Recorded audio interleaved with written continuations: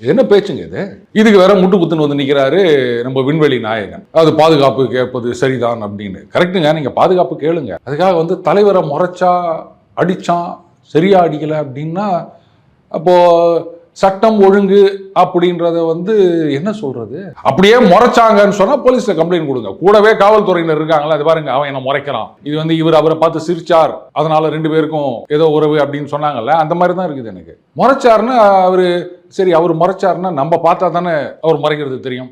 நம்ம இந்த பக்கம் திரும்பி இருந்தோம்னா நீ யாரை பார்த்து முறைக்கிறேன்னு எனக்கு என்ன தெரியும், அதனால அடிச்சாங்க அப்படின்னு அதை ஒரு ஜஸ்டிஃபை பண்றாரு.